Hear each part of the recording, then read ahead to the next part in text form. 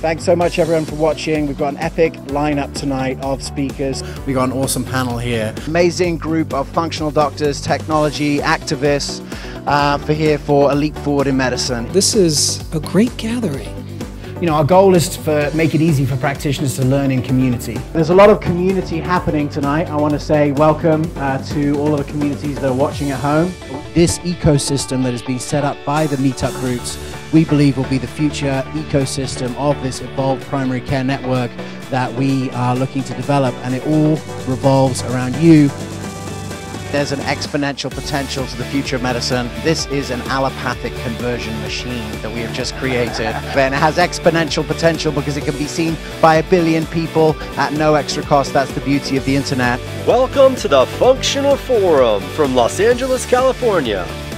Thanks for joining us in the charge to accelerate the evolution of medicine. Please welcome your host, James Maskell. Hello and welcome to the June Functional Forum, the Evolution of Neurology. It is a really exciting time for the field of neurology. For the first time, we are seeing research showing the ability to reverse mild cognitive impairment, Alzheimer's, and other neurodegenerative diseases, and it's very, very exciting. We came to the Institute for Functional Medicine's annual international conference to hear from leaders in the field across the spectrum of advanced and progressive neurology. It was an amazing conference, and to kick off this Functional Forum, I'm going to share with you an interview that I did with Dr. Dale Bredesen as part of our pre-party on the Wednesday night before the conference. Dr. Bredesen is a UCLA researcher and also now representing the Buck Institute, and is a leader in the field of progressive and innovative neurology and now functional medicine. Check it out.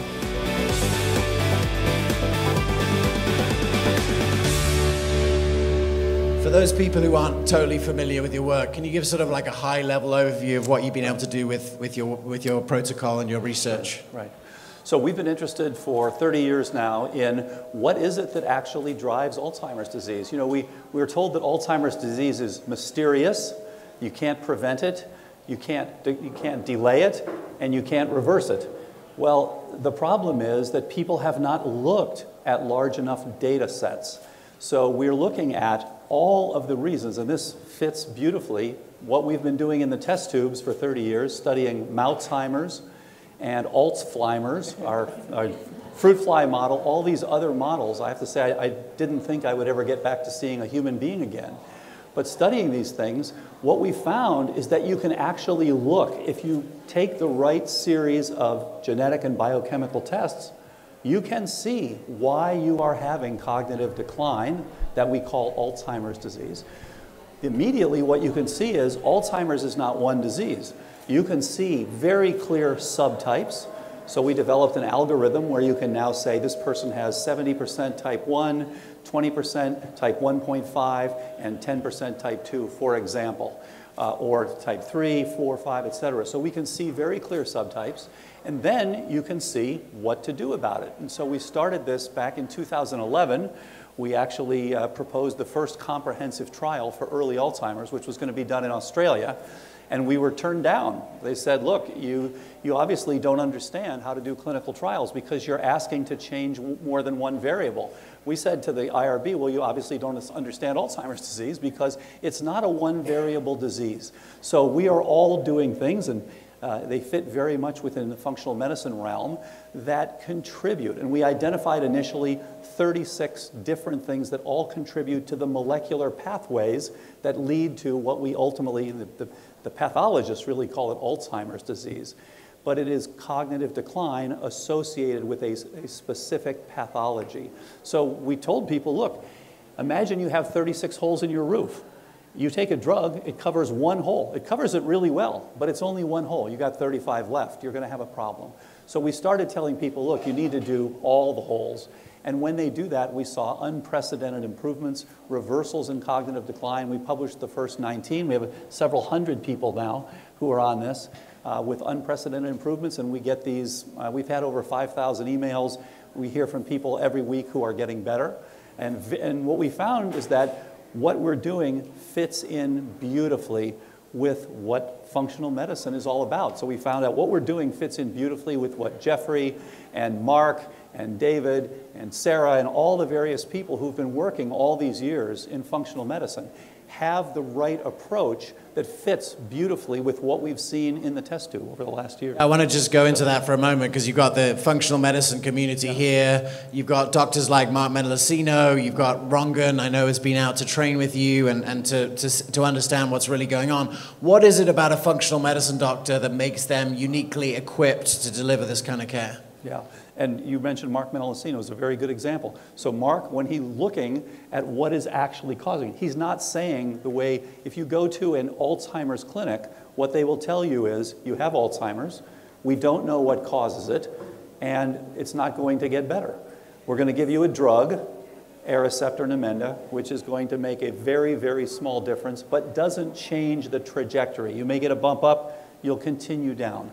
When Mark sees someone, when functional physicians see someone who have cognitive decline, they do appropriate tests that are actually focused on the biochemistry of what's driving it. So instead of saying you have Alzheimer's disease, 21st century medicine is saying you have type 1.5 MCI, for example, due to specific genetics, maybe due to your HLA-DRDQ interacting with a specific mycotoxin exposure. You can see all the players, so you can actually get at the root cause. And if you think about it, it makes perfect sense. Why would you try to trick nature and go downstream with a drug? We know it doesn't work. Monotherapies for complex chronic illnesses do not work. So one of the things we're really interested in is bringing, essentially bridging what we call the complexity gap. Think about it for a minute. When you, I don't know if anyone came here in a driverless car or flew here in an airplane, the computer flies the airplane, drives the car. Any sort of task, your iPhone, any of these things do, you have to match the complexity of the computer program with the complexity of the task. It's only in medicine where we have these unbelievably complex systems. Humans are incredibly complex. The genome, 3.3 billion base pairs, is just the tip of the iceberg. That's the simplest part. The lipidome, the proteome, the metabolome, on and on and on. So you have this incredibly complex organism. And what sort of a data set do we gather? Sodium, potassium, a couple of things. So there's this huge complexity gap which doesn't exist anyplace else. If you tried to fly a plane and you had that little information, you'd crash every time. So the goal here is to develop better and better algorithms so that we can say, look, here's why you got this problem, be it type 2 diabetes, osteoporosis, congestive heart failure, Alzheimer's, Parkinson's, Lewy body, what have you, and we're just starting to go from Alzheimer's to some of these others. And then you can get at what the actual causes are. And it just happens, it fits beautifully with what the pioneers like Jeffrey and Mark and others have put together over the last 25 years. Awesome, yeah, thank you for sharing that. I guess, the last question that I want to ask, this show is called The Evolution of Neurology. Yeah. So in your mind, what is the evolution of neurology? Right. So to me, this is a really exciting time. And it's hard to realize that when you're in the middle of it. But I don't know how many people here went into neurology, but the fact of the matter is, you remember making fun of the people who are interested in neurology when we were in medical school. Why? Because we're really good at diagnostics and we're really lousy at therapeutics. So as they say, the national flower of the neurologist is the hedge. So, this is, right, And so neurologists are known for pontificating, but not helping anybody. This has been the problem. This is why I went into the laboratory for all those years. But for the first time, we can actually make a difference. And so this is the era. I mean, again, it's so hard to see when you're in the middle of history. We are in, literally, neurologically speaking, we are in the fourth inning of a perfect game. So all of us are part of history. It's the part of history of functional medicine. This is a real revolution. When have we ever been able to reverse cognitive decline in Alzheimer's before? When have we ever been able to do that? Lou Gehrig's is next, and on and on and on. So, yeah. So this is a we are all in the middle of a historical event that is going to be taking place over the last few years and the next couple of decades. And we will all emerge from that, where Alzheimer's will be and it should be, a very, very rare disease. Beautiful. Ladies and gentlemen, Dr. Dale Bredesen.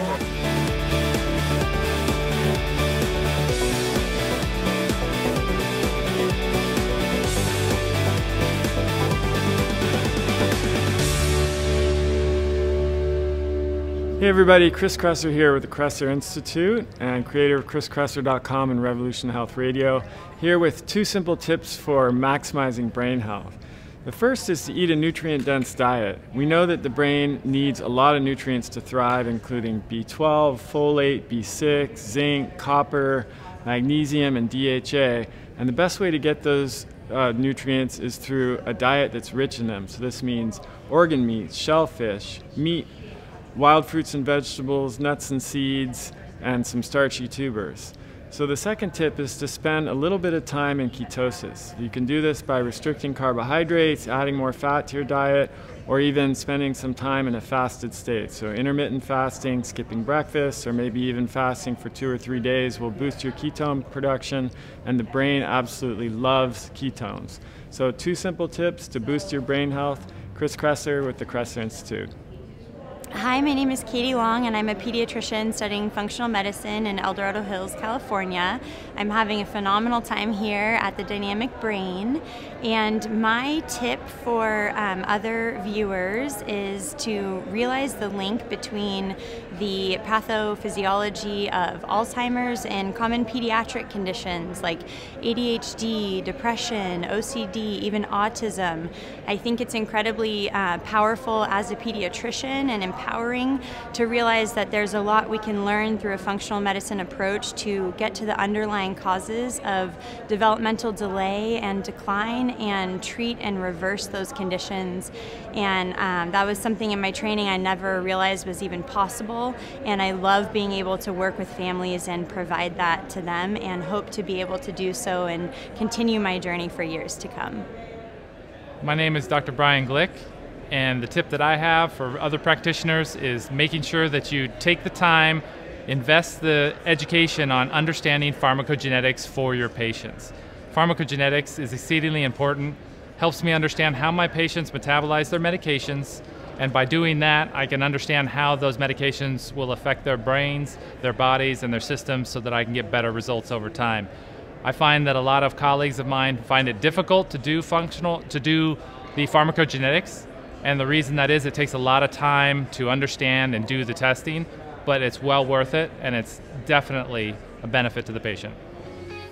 So as part of the conference, we caught up with one of the speakers, Dr. Markman Ellis II. He is a functional medicine doctor from Jackson Hole, Wyoming, and he was sharing on the stage a number of case studies and protocols to make it easy for you to replicate the work of Dr. Bredesen and others at home. Check out my interview with Dr. Markman Ellis II. So we just heard from Dr. Bredesen about the potential to reverse MCI and Alzheimer's using some of these protocols. You've been doing this on the front lines for more than a decade. What does it take to deliver these kind of results in clinical practice? The first thing is to actually do the right testing. Dale and I talk about the 36 holes in the roof. There's probably between 70 and 80 of them total, not 2,000 or 3,000. But you've got to fix all of the holes. And what we find is you get most of them fixed, the rest of them slam shut. So whether you have one hole with the right patch, you've got to get them all fixed. So the real key is you've got to get the right initial testing. We are taught in medical school, James, that you do a CBC, a chemistry, a thyroid test, a B12, and an MRI, and you call it good. Why would you not look at the metabolomics, the microbiome, the detoxification pathways, the hormone imbalances, the nutrient deficiencies, all of the things we know in functional medicine you have to look at to get a personalized precision assessment of that unique bioterrain of the individual. Now that we've applied that functional medicine lens to cognitive decline, we now have a roadmap of how to shift these people out of cognitive impairment. The other key to this is really having a collaborative care team. We're taught medicine to do it all ourselves as a physician, but when you add a nutritionist, a health coach, and bring in a team approach and a collaborative care type model, then you have the energy of the entire team, you enlist the family, you enlist the caregivers, and you really have a much more model that's going to shift them out of illness into wellness. Yeah, one of the things that you shared in your talk, which I thought was really powerful, giving the two examples of the two patients where one of them had the buy-in from the family and one didn't. What sort of difference does that make overall, and what are some of the strategies that you can use to engage the whole ecosystem around the patient? One thing we've learned is that the caregiver burden of someone taking care of a patient with cognitive decline, taking care of someone with cognitive decline actually causes cognitive decline. The high cortisol, the high stress actually does damage to the hippocampus memory area of the brain. So when we share that burden with an entire group in a collaborative care, we enlist the partner, we enlist the family, we enlist my collaborative care team, then we're able to share that burden through everyone. When we find that we have the entire model set with that collaborative care, then we can actually get a difference in their outcome. Whereas when we have one person try to do it, the burden is so high, and the amount of things that we want to do on a day-to-day basis and be able to track those changes is just difficult to do by yourself. Yeah. And I really think the future of all of functional medicine, and particularly of reversing cognitive decline, is going to be able to put this together in a model where we have that burden shared by multiple people. So maybe you could give us an example. I know you gave a lot of case studies during your talk here, but of a case where you were able to sort of facilitate this kind of transformation and what that looks like, just to give people an idea at home, like what's actually going on. Well, we look at people through this lens of the subtypes. The first subtype is inflammatory. The second type is atrophic, or lack of hormone and vitamin D support. The third type is a toxic or heavy metal type of insult. And once we're able to categorize people on that basis, then we can develop the lab testing program that hones in on exactly what those deficiencies or imbalances are. Once we identify the hormone imbalance, we identify the toxic insults, we identify the imbalances, we're able to address them in a logical order that helps to shift them out of that subtype. And at every visit, we have to see them on a regular basis to try to see where those markers are moving and to try to stay ahead of the progress of those. Yeah, and so what in your experience, is there one of those subtypes that's sort of easier to make progress on? Well, in functional medicine, we're really good at inflammation. Okay. So the first subtype, the inflammatory subtype, is really the easiest to shift. We're really putting out the fire. And that's something that functional medicine practitioners are excellent at doing, using targeted nutrition, using food plans like the Mito food plan from IFM, and using targeted supplements to calm that fire down. That's really where the low-hanging fruit is. Absolutely. And so with some of these more complex ones, let's say the heavy metal one, where there's a lot of burden, is it a standard detoxification protocol, or are there other things that you're having to do to take into account that you're dealing with a really sensitive area of the body? I think it takes both. And a lot of times when we get the bioterrain fixed, when we get the gut healthy and we get the liver detoxifying, the body will let go of some of those heavy metals. Yeah. It depends on the genetic basis that each person has, but if we get the bioterrain laid out and we get the gut healthy, the body will start to let go of some of those biotoxins that it's holding. And that's really the key, is to try to get all of it in balance so the body can do it on itself rather than try to aggressively push it out. Yeah, it's working with the body rather than than fighting it. You know, I've heard quite a lot of inspiring stories over this conference of people that have been interacting with neurodegenerative disease, and treating neurodegenerative disease has taught them things about the body that they've been able to take. I know you're kind of a generalist and you do see a lot of these cases. What have you learned from neurodegenerative disease that you can take into clinical practice with other kinds of cases? Well, in a way, they're all the same. Is that when we address the body in this precision, personalized way and look at the matrix, particularly the bottom of the matrix with the lifestyle choices, and we address the body through all of these different components, whether it's neurodegenerative disease, whether it's cardiovascular disease, whether it's diabetes, there are a lot of the same models. Yeah. And it's really that lens is finally being applied to cognitive decline. And so looking at those imbalances is really the key, and having a starting point to allow the body to work with you, not against you. Absolutely. Yeah, it seems like functional medicine is is well set up to be able to deliver on this, because you're going to go through that same process whichever you go. You know, we've done this event called the Evolution of Neurology. We've done the Evolution of Psychiatry and Oncology and Cardiology, and there is a common theme to all of this: is like treat the cause, get the lifestyle right, and all those kind of things. What are your thoughts of on how we can facilitate great health for everyone? Well, I think the key to the future of chronic illness is functional medicine, and it's going to be delivered in this collaborative care model that we're talking about, where you really have ownership by not just the physician and the collaborative care team, but by the patient. And the successes we've seen in neurodegenerative illnesses is when there's been ownership by the client and by the family and by the caregivers.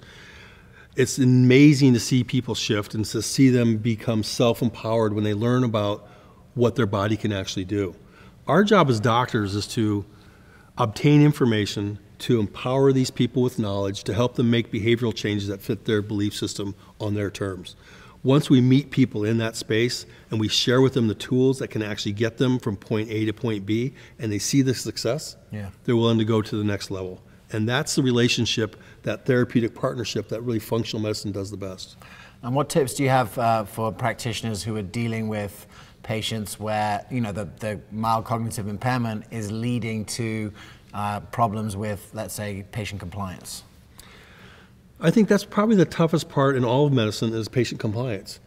A lot of times, by the time a patient finds a functional medicine doctor, they've been through so many other physicians and not gotten the care that they're looking for or the answers they're looking for, or they've heard about functional medicine, or they've had success with a family or a friend and seen the power that functional medicine can be for these exact illnesses. And so by having that awareness and then having the tools to give them the empowerment to do it for themselves, it's such a beautiful thing to watch, because as they get better, the people around them get better, and it's kind of a 1 + 1 = 10. Absolutely. And what do you think of the potential of some of the new emerging models? You mentioned, you know, nutritionists and health coaches. Do you think there's a potential for group dynamics in the future of Alzheimer's care and neurology? Absolutely. When I worked with Dean Ornish 20 years ago, we saw that in the Reversing Heart Disease program, the most power was the group support we did each week. And in those groups, when those couples went and did more on their own, in the subgroup analysis, those are the people that did the best. So there's something about the social support, the group support, that works really well. I think the delivery of group visits is really one of the futures of cost-effective healthcare, particularly for chronic illness like a neurodegenerative disease. The support that you get, the information that they share, it really is a cost-effective, time-effective way to get a lot of people to shift together and to encourage them to do it on their own. The work that Mark Hyman did with the Saddleback Church is such a testament to that. And we have multiple groups that work like that to help each other be more successful. They learn from each other, they teach each other, they support each other, and they empower each other. It's really a beautiful thing to watch. That is amazing. I guess one of the questions that I wanted to ask you is, you know, obviously there's people like Dr. Terry Walls who have just had like a total transformation, and we've heard from other people here who've been, you know, doing that same kind of thing. How do you modulate expectations with patients about what's going to actually be possible for them? I think it's on an individual basis, James, that we always want to have hope, but we don't want to have any false expectation. Everybody is an N of one, and they're all a unique individual. But I do think seeing some of these successes, if you don't start from the point of having the hope and having the optimism and the positivity, it's kind of a synergy to the actual treatment that they really work hand in hand. If you don't have the optimism and the hope, you could have the best therapy not work. You could have a therapy that's not quite optimal, but with the love and the support and the hope, you get a better outcome with it. And so we see those go hand in hand. Beautiful. I know you've been faculty on the training that Dr. Bredesen's been doing for the Institute for Functional Medicine. What's it been like being on sort of the other side and teaching clinicians to replicate this kind of work? Our best training we had was in March at Huntington Beach, and we had 350 of our IFM practitioners that were there. And it was a very solid group, so we were able to teach at a higher level than we were able to for beginner classes. And at the beginning of the 3-day conference, it was 18 hours that we did teaching. We asked if people thought reversing cognitive decline was possible. It was kind of a quiet few hands that went up. At the end of the weekend, we asked the question again. There was a roar in the crowd. So when people see this whole model laid out and see these cases and see these outcomes, they see the power of using that functional medicine lens applied to this condition, and all things are possible. Beautiful. You heard it here first. All things are possible. Mark, thanks for being on the front line all this time. Pleasure, Appreciate James. you sharing all your insight with us. Thank you very much.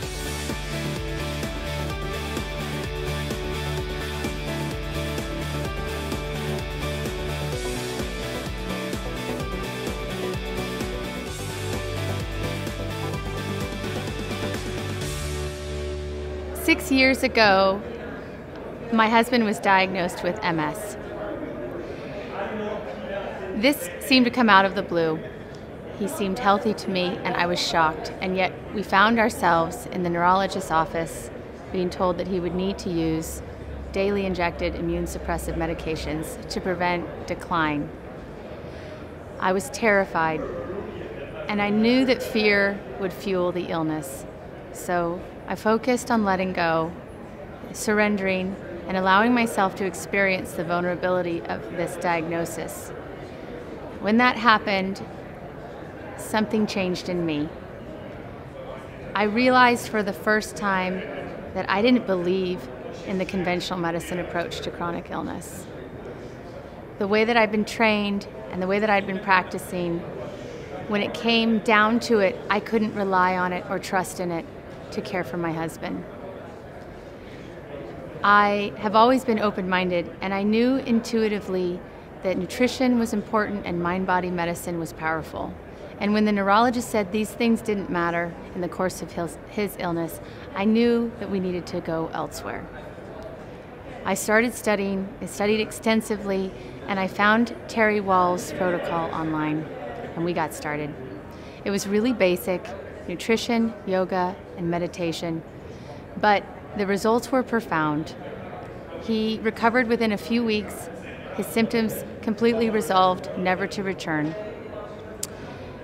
This experience profoundly changed the way I practice medicine, because as I witnessed my husband's evolution of health and wellness through functional medicine, I knew that I could not accept anything less from my patients. And through the journey, I found IFM and dived into functional medicine. I've been practicing a full-time pediatric practice, caring for children with neurodegenerative conditions, recovering autism, ADHD, depression, bipolar, anxiety, sleep disorders, the list goes on and on. I know that we're in the middle of an epidemic of neuroinflammatory conditions, and it's incredibly rewarding to have tools through the functional medicine matrix and training to heal the children. It's a blessing that I am grateful for every day. It is my hope that as we heal the children, we heal the family, and ultimately empower our patients to heal our community. So one of the cool things about this conference is the IFM announced some upcoming trainings that I think are totally congruent with what you've been learning and very exciting. So if you like Dr. Dale Bredesen, he is leading a training called Reversing Cognitive Decline, and you can attend either in person or live stream September 9th and 10th from Dallas, Texas, and December 2nd and 3rd from Miami, Florida. Also this year, IFM is putting on its first ever pediatrics module, and the 2nd and 3rd of December, again from Miami, Florida, you'll be able to take the first ever pediatrics module from the Institute for Functional Medicine. And next year, the annual international conference will be in Hollywood, Florida, and we'll be there. It is May 31st to June 2nd, and if there is one topic that is hotter than functional neurology, it's autoimmune disease. This is the conference to be at next year. I'll be there. I hope you will be too. Hey friends, it's Mike Mutzel here with High Intensity Health. One of the tips that I would like to offer you when it comes to enhancing neuroplasticity and also having a lot of carryover when it comes to weight loss and improving blood sugar regulation is a combination of a phytonutrient-rich diet and a ketogenic diet. And they're synergistic and complementary, but they affect multiple organ systems, including the brain, neuroprocessing, as Dr. David Perlmutter and many others have talked about, increasing brain-derived neurotrophic factor and others.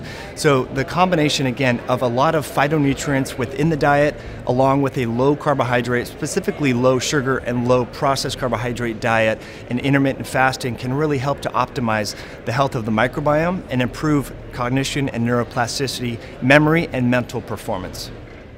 Hello, my name is Jason Tate. I'm the founder of the Human Health Initiative. I'm also a high school science teacher, and I teach at Indio, California in their health academy. My 1-minute tip is if you are a functional medicine practitioner, that you reach out to your local education sources and see if there are any high schools that are teaching health academies, so that you can join their advisory boards and help influence that curriculum so that functional medicine can be taught in high school.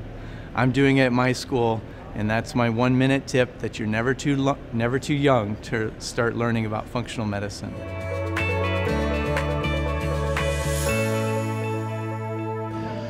So one of the hottest topics in brain health is epigenetics, and we were very excited to dive in deeper to that conversation with Dr. Cara Fitzgerald, and she talked to us a little bit about the role of brain health and methylation, which is a hot topic in functional medicine. It was a really interesting conversation, and here are the highlights. So I know that you've sort of become known in the functional medicine community talking about methylation specifically. Why is methylation and epigenetics and this conversation about brain health so important? You know, I wanted to really blow the conversation up. I mean, as you know, James, we sort of a lot of us in functional medicine got very interested in giving a lot of supplements around moving methylation. We were, you know, really sort of myopically focused on single nucleotide polymorphisms. All of us have plenty of them. All of us have methylation single nucleotide polymorphisms, and we, you know, moved towards this idea that we must supplement aggressively. You know, just growing up in the lab and looking at a lot of biomarkers, organic acids, looking at amino acids, et cetera, and then, you know, layering the SNPs on.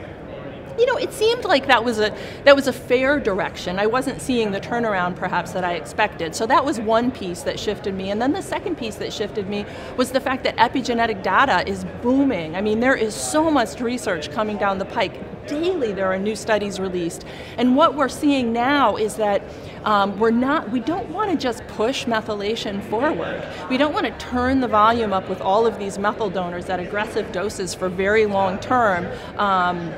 In all of our patients, we need to back up and think about it. Hypermethylation of the epigenome is associated with every disease. Most of the data are on cancer, but really you can look at any complex chronic disease, including neurodegenerative and neurodevelopmental conditions, and you'll see hypermethylation. But you will also, even, you know, in the same individual, see regions of hypomethylation. So there's this true imbalance happening in epigenetic expression that alters, you know, genetic expression profoundly. So do we just, you know, go towards pushing methylation aggressively forward with supplements, or do we start backing up and saying, hey, how do I rethink this so I'm doing right by my patient, so I'm being, you know, as healthy and careful, as preventative, as proactive as possible? Beautiful. And that was my story. I mean, that was just my read on the literature, and it profoundly influenced me in the course of my practice. Absolutely. So now you've had a history now of seeing all these different types of patients, all these issues, and you've done different types of strategies.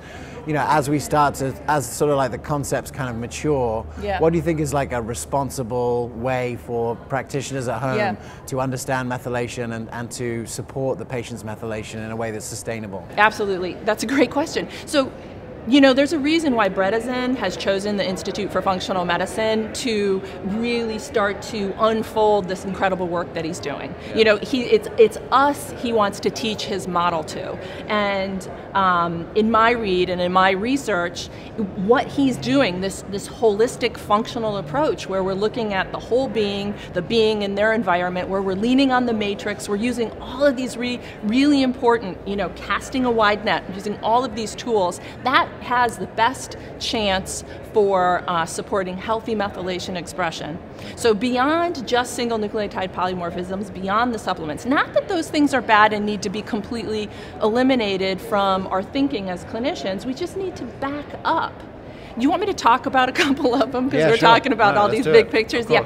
So it's functional medicine, it's systems medicine, gut health. You know, our healthy gut microbiome impacts methylation as much as anything else. Exercise, everybody today mentioned exercise. Actually, Perlmutter talked about it quite a bit.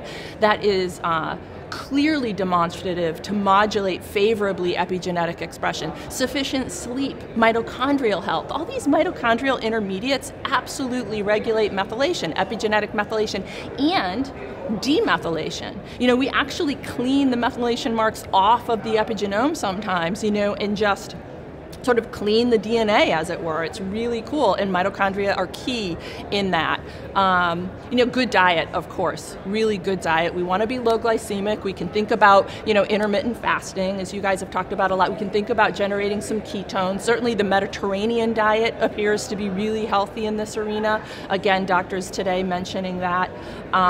You know, just the 9 yards. Or we can also think about like stress reduction, meditation. It's pretty cool. It's like, it's like this full functional approach is, not only how we're going to protect against neurodegeneration and treat our patients with neurodiseases, but we're also helping healthy, pristine epigenetic expression. What are some of the tools that you lean on in your practice to be able to understand what's going on at this level for patients?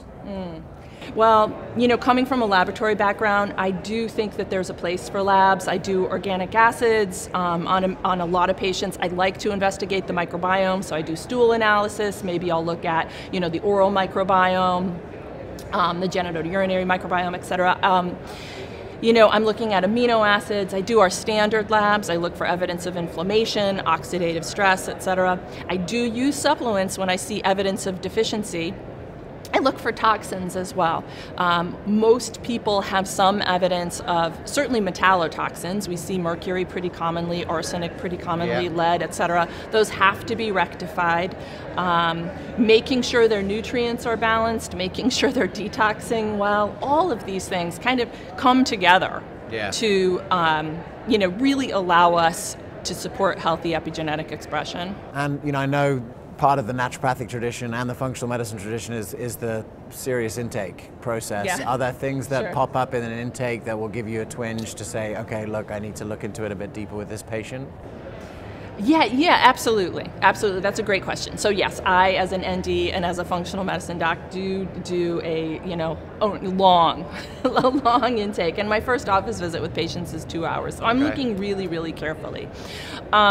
We can start from the premise that there's probably some methylation imbalance in everybody who's coming into my practice with a complex chronic condition, and certainly as we age, that's part of the aging, and certainly revved up in the in an aging process that's not healthy or accelerated.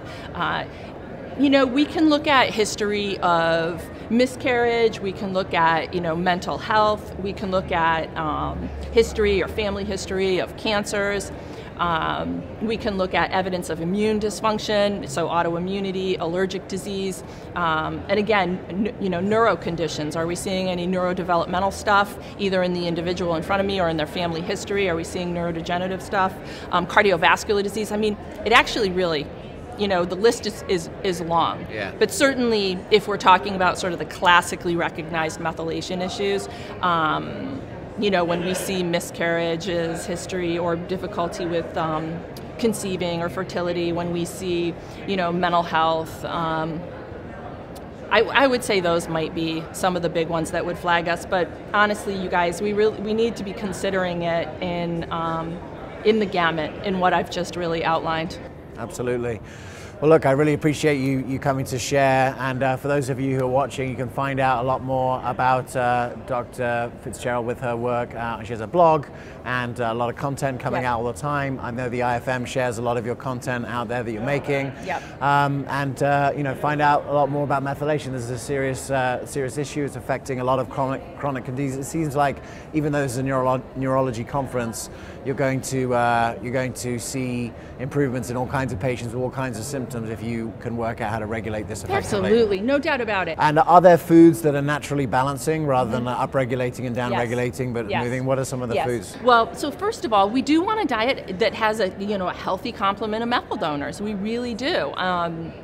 When we look at natural foods, like whole foods, we don't see any. You can eat lots of methyl donors, and there isn't any association with cancer. Whereas when we look at some of the folic acid research, some of the fortified grains and so forth, when you look at that over the period that we've been fortifying stuff, you can see risk for increased cancer and so forth. I mean, I don't want to be alarmist.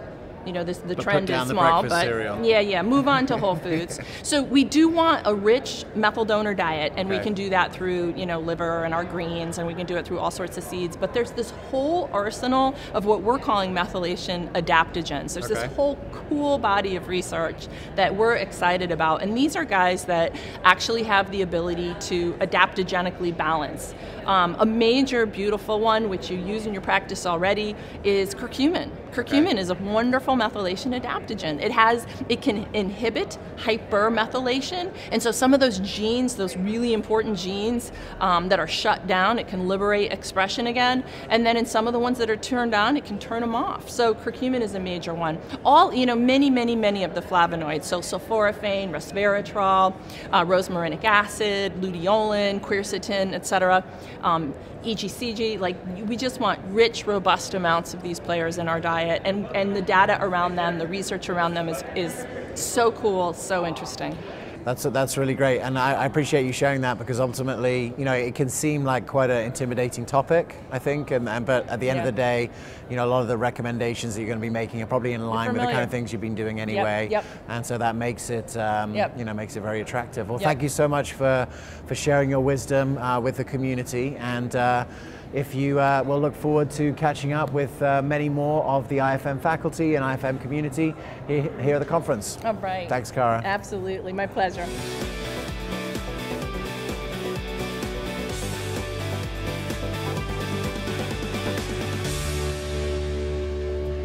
So I'm not sure if you have felt this from the practitioners and the 1-minute tips or the footage that we've got, but this was a really transformative medical conference. It's such an exciting time for neurology, and not just neurology, because the evolution of neurology is that all the body is connected and the brain is a central part of total body health. So if you have patients that have brains and you want to get better at treating patients who have brains, you can download the conference recordings from the Institute for Functional Medicine. Just go to www.goevomed.com/IFM, put in all your details, and they'll send you all the details that you need to get started. So one of my main responsibilities at the IFM conference is running the product theatre, and I did it last year and be doing it this year. We have been transitioning away from having sponsors on the Functional Forum, mainly just because we found that if you were a practitioner that wanted to introduce these kind of technologies into your practice, you needed a little bit more help, and that's why we created the Practice Accelerator. Now, you've heard from practitioners over the weekend that in order to pull off this type of medicine with this type of population who has mild cognitive impairment or Alzheimer's, you need to take best advantage of the best practices for patient compliance, and that's heavy use of coaching and technology. And so if you're realizing that your practice is inefficient or you don't have the compliance structures to be able to help people between their visits with technology and coaching, that's where the Practice Accelerator can come in. We have 500 of doctors and practitioners from around the world who want to be on the cutting edge of creating these new models, taking best advantage of technology. If you are interested in building an efficient practice, if you want to get better at patient compliance, if you want to create a more stable practice and a more functional practice, come and check out the Practice Accelerator, www.goevomed.com/accelerator.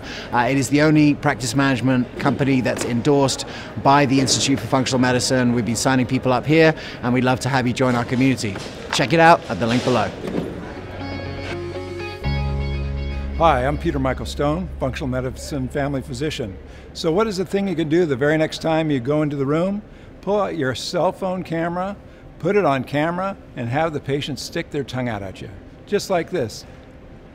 And take a picture. Connect them with their health and the health of their tongue. Do they have vertical fissuring? Think about upregulated gut-activated lymphoid tissue. Dysbiosis. Do they have horizontal fissuring? Think about atypical infections like Lyme or pancreatic dysfunction. Use this as an entry point to teach them and connect them to their body. Enjoy. Stick out your tongue. Hi everybody, Melissa Beeman, nurse practitioner, currently practicing in Southern California. I've been using functional medicine principles and techniques now for about 3 years. Originally came upon functional medicine because of some of my own health issues, and now I'm sharing it with patients. I think one of the biggest things that I would like to share as a tip is to really try to plug into some form of a support group or a community, whether it's online or at your church or gym or yoga center or whatever you do. It's very important, I think, to have support. Because even for myself, even with everything I've learned, sometimes it's very hard to stick to some of the diet recommendations. And I think when you're in a community where you're all doing it together, that can help a lot. So that's what I would recommend. Find your community and your support group. Hi, my name is Rupi. I am a medical doctor. I work as a GP in the UK and I do a bit of emergency medicine, and I believe food is the most important health intervention anyone can make. One of the easiest tips that I find to introduce to my patients is how they can weave in nutrient-dense foods into every mealtime to meet their quota of about 10 a day. Now, just adding a handful of spinach or some berries, they can be frozen, adding any sorts of greens into your daily regime of food is a really, really easy way of heightening the nutrient density of food. And once people are inspired that it can be just as easy as that, and you can bring light to the clinical research behind brassica vegetables, the folate content, and how that impacts DNA repair and improves sleep and everything like that, it's really, really easy to have grander conversations about the wider aspect of lifestyle medicine. So food segues into a conversation about sleep and exercise and how food can actually improve those things and create a medicinal package around their condition. So this has been a really inspiring conference, but one thing I think we all have to face with neurodegenerative disease is that it can be a very depressing topic.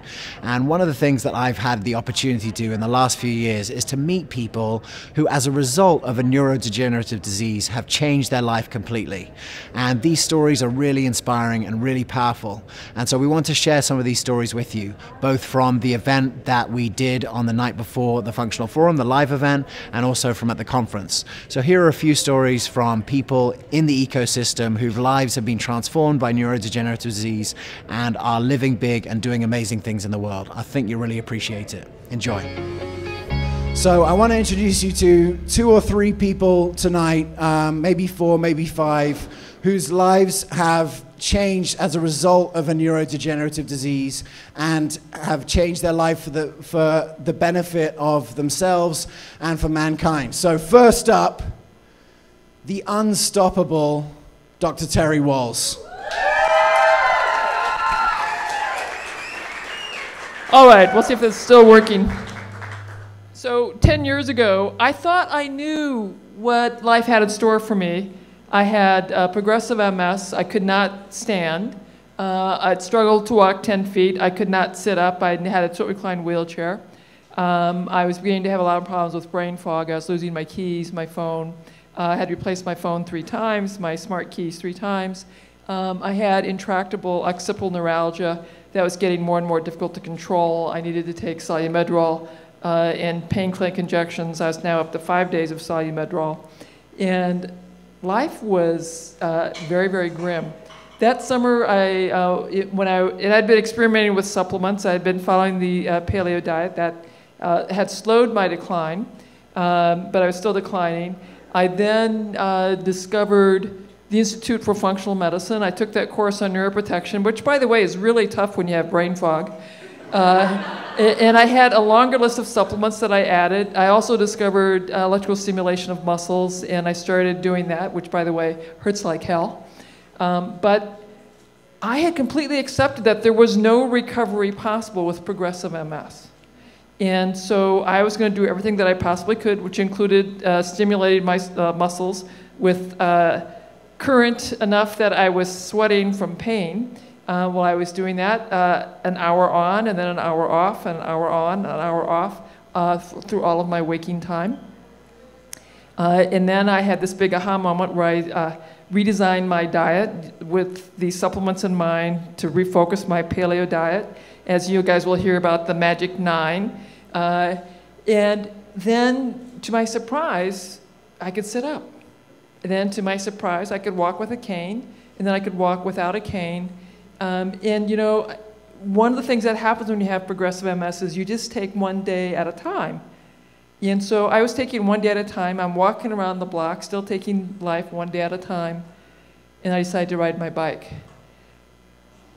And I'm able to ride my... I can ride my bike around the block. I'm crying, my kids are crying, my wife is crying. And that's when hope came back into my life.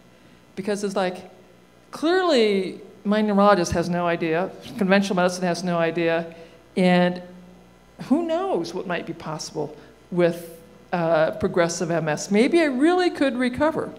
And of course, I would then go on to bike 20 miles a few months later.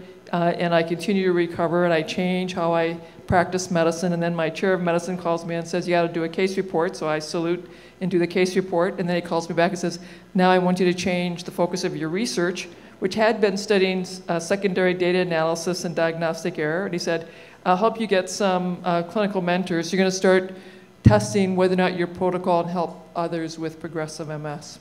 And so we got that going, and somehow I managed to get the funding, and I'll be showing you guys these amazing videos. And so that, that all began 10 years ago when I thought I understood what my life was going to be.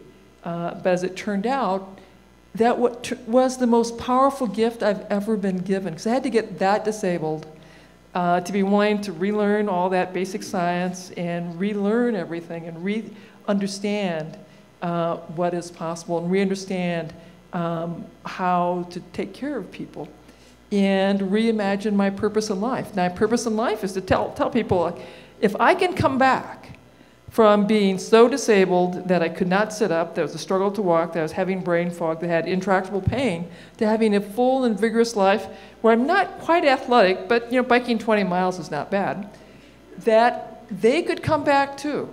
And so we see this in our clinics with Parkinson's, with early cognitive decline, with progressive MS, that we can in fact come back from amazing degrees of neurodegeneration, which I, 10 years ago, thought was only a one-way down. Now I'm busy telling people that, yes, you can repair your brain. Amazing. It's past Terry's bedtime, so if you can make your way through there. Listen, the ripple effect of this woman is still being felt right now. We had her come into our Practice Accelerator. The group visit model that Terry has created to reverse MS is spectacular and will deliver better outcomes at lower cost for MS for history. And I'm totally proud to be part of your squad. All right, round of applause for Terry Walls. All right, feeling good now. Woo. All right, next up, I want to introduce, so I moved to LA, I got a new set of friends, and I'm starting to meet interesting people. And the number of people that I met that were doing inspiring stuff as it relates to something to do with brain health was out of control, and I just kept on meeting them. So the other day I was sitting with my good friend Sierra Campbell. She's the CEO of a company called Nurture Co, and she tells me that she's going to be traveling on the Dementia Express. To tell you what that is and to share a little bit about vision for Nurture Co, please welcome Sierra Campbell.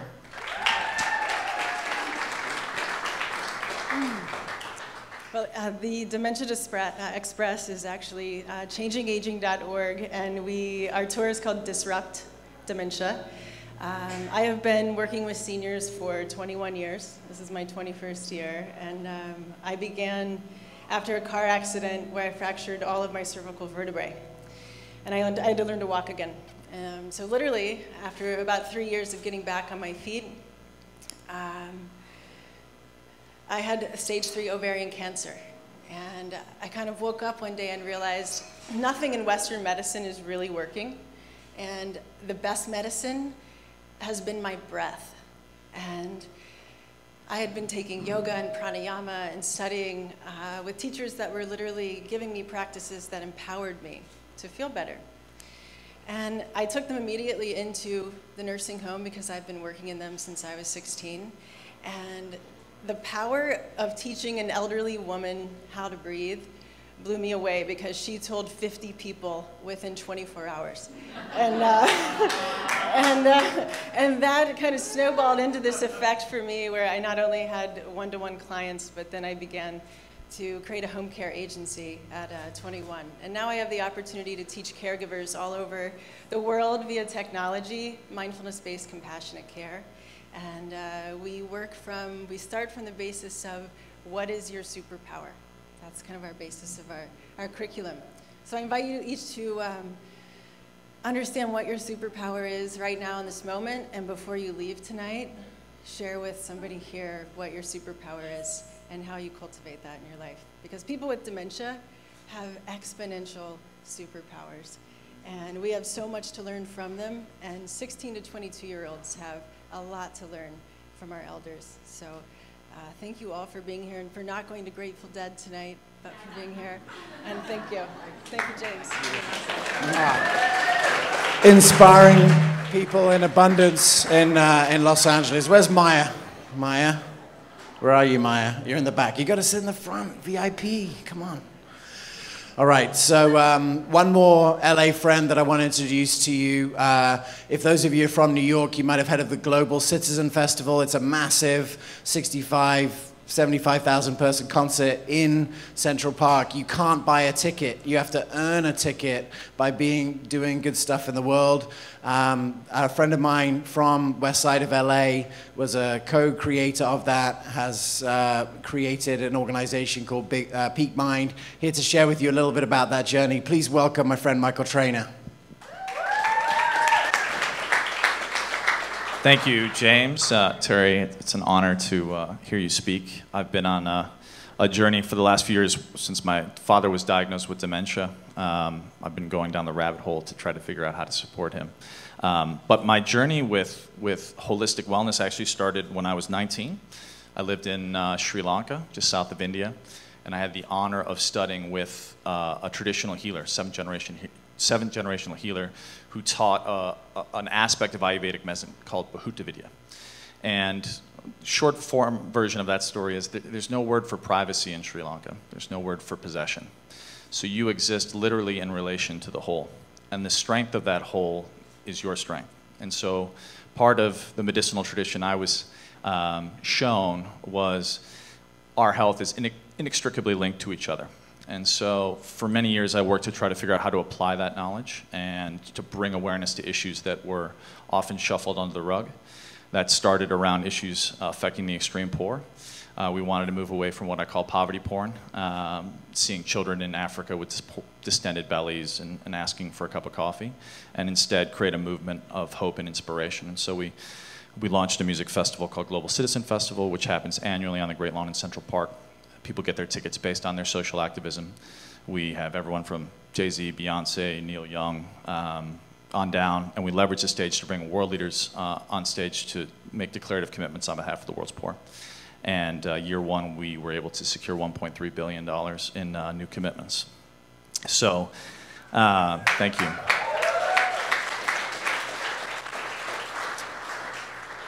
Year three, my father was actually battling cancer through the course of that process, and fortunately that went into remission. But in the third year, he was diagnosed with dementia, and he was pretty far along. And so I took him on a trip. I said, "Dad, I'll take you anywhere you want to go."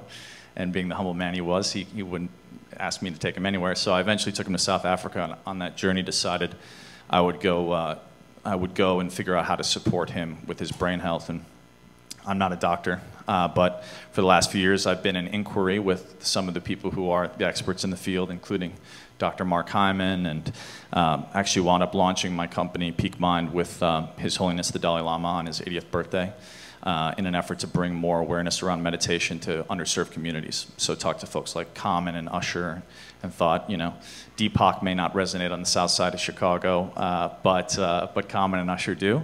And so really thinking about how do we grow a lot of this information which is in this niche, which many of the people in this room have, and how do we bring it to new audiences? And so with Peak Mind, that's the vision. I'd be happy to talk about it with any of you. We've got a summit we're about to launch with many thought leaders with the hopes of bringing health and wellness and a diverse notion of health and wellness to communities around the world. So if anyone wants to learn about it, peakmind.org, or come see me. Thank you. Is a pediatric neurologist. Her name is Dr. Maya Shatrit Klein, and please welcome her.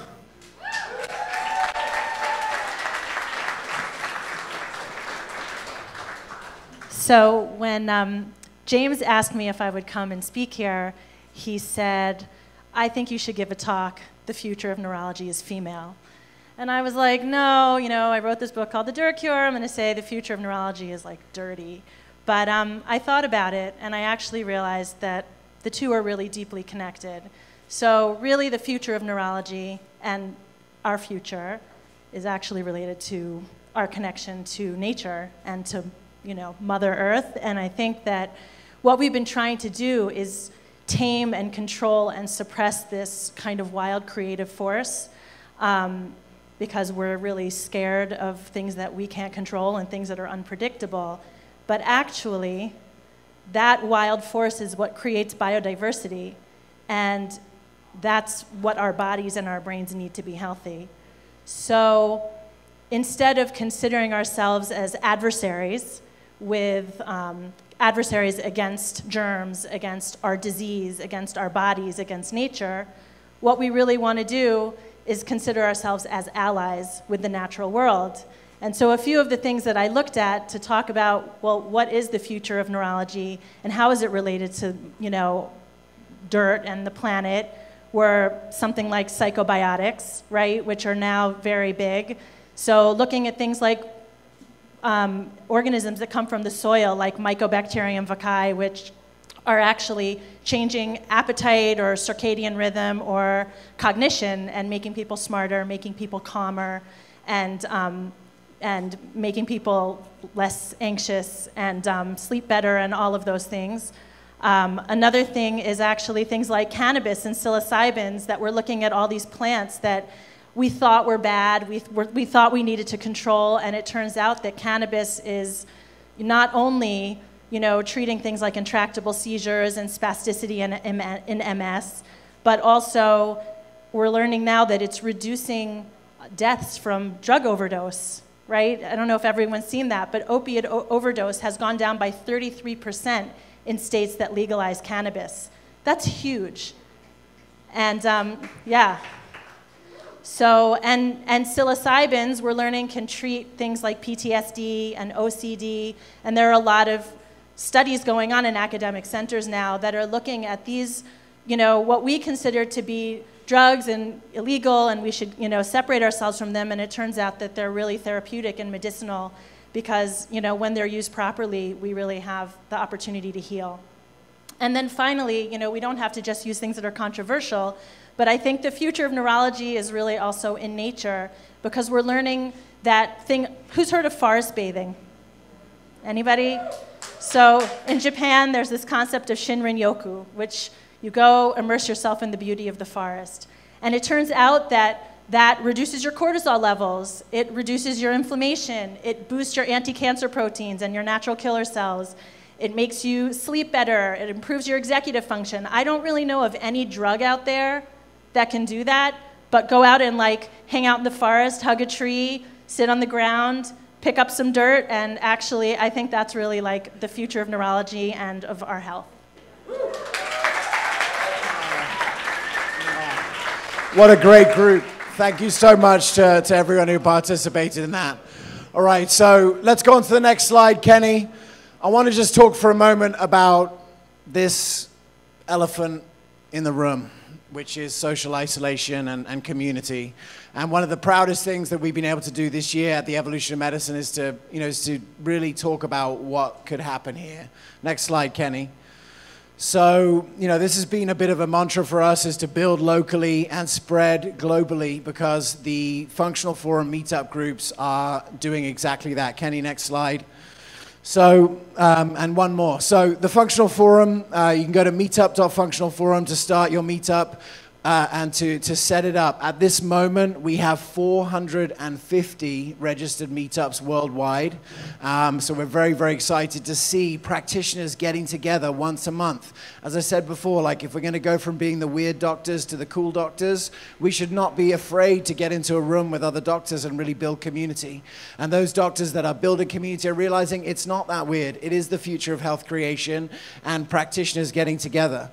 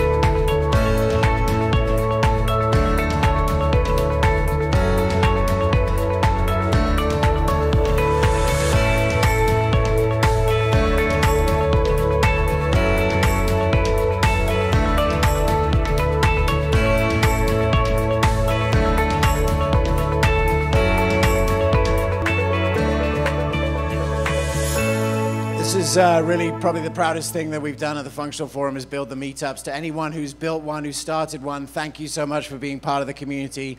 I want to give a special shout out to Dr. Cynthia Tate, who's here in the house today. Where is she? Put her hand up.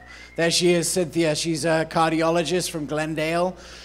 In a month, put together a meetup that had 130 RSVPs, 9 sponsors, 100 people showed up in Glendale.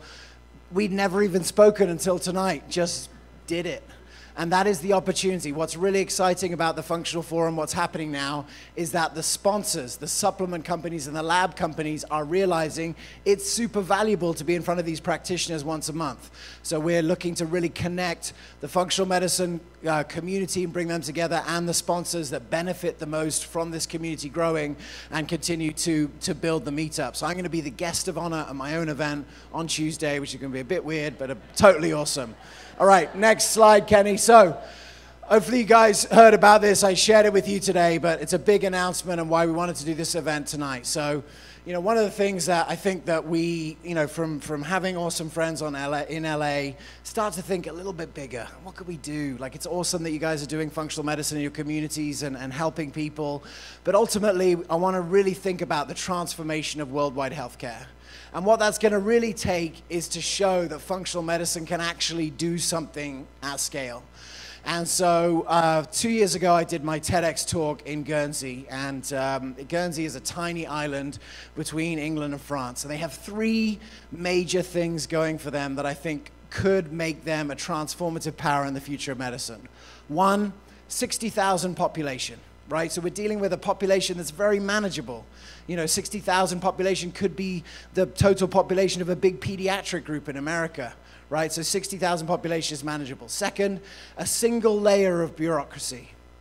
Not in the EU, not in the UK. What does that mean? They can do advanced testing in things like MDMA for PTSD, because guess what? They don't have to ask the EU for permission to do anything. And the third reason that I just realized why Guernsey's in a great position to be the first country to get to life expectancy 100, which is the goal, is because they can watch Rongan's TV show as well, because they get the England TV. And if you haven't been watching, and if you don't know how to watch the BBC iPlayer illegally from your computer, let me know, I can help you if you do. But Rongan is reversing chronic disease on the regular in front of 4 or 5 million people. My cash, not many people know this, but Rongan's got a secret bat phone where he calls his Mike, I got cluster headaches, help, what should we do? And Mike Ash is going to be one of the speakers at Journey 100, as is Maya, as is Rupi, who's in the house. I got an amazing, where's Rupi?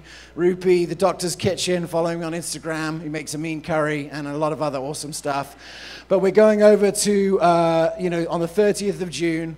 And the point of Journey to 100 is 2 things. 1 is to set up a 10-year plan to make Guernsey the first country in the world to get to life expectancy 100, to leapfrog Japan, to leapfrog Monaco, to leapfrog Norway and get there. And they want functional medicine to be the operating system of that journey. And it's a journey to 100 because we all know that whether it's moving into functional medicine as a provider or whether it's being a patient in functional medicine, this is a hero's journey, my friends. And it takes all of us to be able to want to play that role. And it's going to be a hero's journey for Guernsey as well. Next slide, Kenny. So this is what's coming up. So all of you who haven't participated yet, what I'm asking for all of you is to participate in our 10 principles of health creation. One of the things that we realize that we have an opportunity to do here is to set up a new legislative framework by which we could really talk about what does it take to create health to get people to live to their 9th and 10th decades. And that's what we're going to be doing. So if you haven't done it already, after this, I want you to get one of these flyers. There's a bunch of them over there, and fill out the 10 principles. If you're more familiar with the 10 principles of Burning Man, or if you're more familiar with the 10 commandments, anywhere in that zone that you fall, you're welcome to participate. And the goal is to really come up with something that's crowdsourced from our whole community as to what are the 10 principles of health creation. Next slide. So this is on June 30th. It's a live all-day event. You can watch it on the Functional Forum. You can come to Guernsey and hang out if you want. It's an easy flight over there. You can watch the live or the replay. It's going to start at like 1 in the morning LA time because it's live in Guernsey. And then you can participate in the 10 principles of health creation here. So I would love, how awesome for the functional medicine community to be able to set that foundation. All right, next slide, Kenny. All right, so one more thing that we've got going on, August 21 to 28th, a bit later this year. I think we all hoped, right, that by the time that genetic testing was available to every human on the planet, and Moore's law had kicked in to such a degree that it was cheap enough for everyone to get genetic testing, that there would be an army of clinicians ready to serve those people. It's not a big army. I'm here to tell you today. It's sad to say, but the army is not really big enough to help. And so we have to go directly to the people. Jeff Bland is doing an amazing job bringing together thought leaders at PLMI, but the patients are literally getting their 23andMe, as of 2 months ago, getting their disease risk, and are making irresponsible decisions as a result of it. So this conference is called Interpreting Your Genetics. It's a digital summit. It's going to be available for free. We're working with the IFM to be able to bring thought leaders in the Blandian mold to really talk about what is a responsible way to use your genetic information, what is a healthy way to use your genetic information to drive health, to empower people, to reduce fear, and to turn on our resilience genes and turn off the disease genes. And so watch out for that. That's coming August 21 to 28. Hi, my name is Dr. Christine Burke. And I'm Dr. Mark Holthouse. And we are here to give a 1-minute tip from what we've picked up at the conference on neurodegenerative disease today. One of the things that I think struck me that was the most profound, that was kind of novel, we do a great job as functional medicine docs with nurturing and supporting and trying to detoxify. And in this context of neurodegenerative disease, what we really haven't done is exercise these pathways. And some of the things that we've been learning were just phenomenal regarding specific exercises that we can do to take regions of the brain that have developed atrophy and bring them back online and actually promote neuroplasticity beyond just more of the passive techniques that we've been using so far. Yeah, I think one of the greatest pearls was just that even when we reduce brain inflammation, we still have to train the brain to make new connections. And that was something that I don't think we've been doing specifically before now. No, it's definitely novel. Removing the things that are causing the inflammation, and then in addition, supporting with nutrition and looking at active exercises beyond just going out and lifting and making our biceps bigger, but actually developing this neuroaxonal branching that we often lose. Exercising the brain.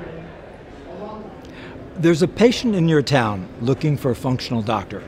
You know what? They're going to go ahead and look at 7, 8 websites, and yours is going to be one of them. How can you grab them, pull them in, knowing that they have a short attention span and there's lots of competition? Well, the number one thing that you can do, above and beyond testimonials, patient testimonials, is to have a welcome to my practice video on your site and prominent. Now, what does that do? It helps give them a sense of not your features and where you went to school. They can read about that. It's what are the benefits that you're going to provide for them, and how will they be treated in the process. Don't worry, you don't have to look movie quality like a star, but you've got to come across as warm and compassionate. And that's the best way to drive that person from that phone or that website into your practice. I'm Dr. Mark Tager, Change World Training Academy. Thank you. Hi, my name is Dr. Nalini Chilkov. I'm the founder of the American Institute of Integrative Oncology Research and Education, and I have a tip for you about the effects of chemotherapy on the brain. About 40% of patients who have chemotherapy can suffer up to 10 years with profound fatigue and also changes in their executive and cognitive functions. And this is largely due to mitochondriopathies and increased levels of inflammatory cytokines in the brain. So we want to think about phytochemicals and nutraceuticals that actually cross the blood-brain barrier. So this would be ginkgolides from ginkgo biloba, the still being resveratrol from Polygonum cuspidatum, curcumin from Curcuma longa or turmeric, and also the omega-3 fatty acids. With the phytochemicals, you think about giving 2 to 5 grams a day, and with the omega-3 fatty acids, these patients might need anywhere from 2 to 6 grams a day. But this can make a profound difference in their recovery from chemotherapy, even with these long-term adverse effects.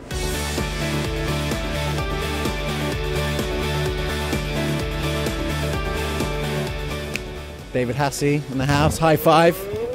Hope you've enjoyed the conference as much as David Hasse and the rest of the crew. It has been great to bring the evolution of neurology here to you as part of the Functional Forum. While we're on the world's longest escalator, I can tell you that I've got enough time to share with you what we've got coming up this summer. So on June 30th, 2017, we're doing an all-day event called Journey to 100, and we are going to Guernsey in the Channel Islands to see if we can help them become the first country in the world to get to life expectancy 100. And then we want to challenge you in your communities to use the same strategies and techniques to be able to help your community grow and thrive.